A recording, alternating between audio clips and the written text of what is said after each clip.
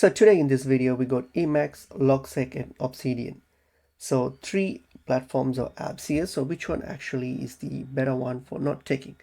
Let's look into the video. So Emacs here. So Emacs is actually less of a note taking app. It's more of an operating system pretending to be a text editor. It's customizable, but you can use journal or you can manage tasks, you can write documents and that's fine.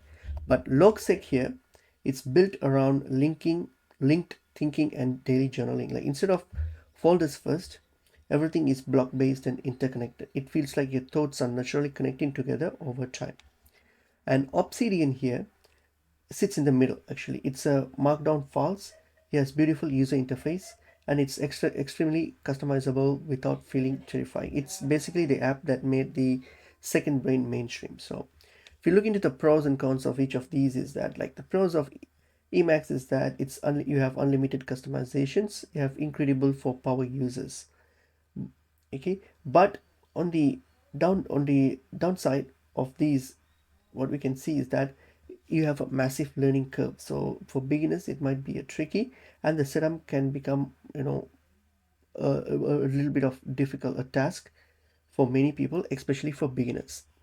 Whereas Logseq here, see, the Logseq is has a fast capture workflow, and you have the daily notes feel natural. It's great for connecting ideas, but on the downside, it can get a bit messy over time, and the structure isn't for everyone, and the performance may feel a bit inconsistent.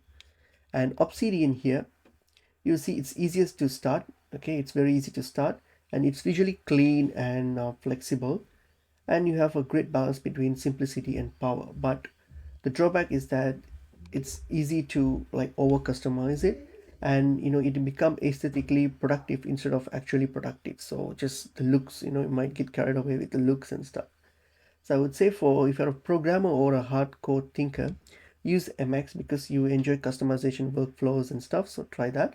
But if you can use Logseq, if you're going like researchers or journal heavy users, because it's the closest thing to capture like raw thoughts without interrupting your brain. But other than that, for all other users, they can simply use Obsidian because that's the best note taking app, which isn't like the most powerful yet, but it's the best one and very simple one to use. It's the one that you will just open up very sometimes frequently here and there. So that's basically pretty much it is.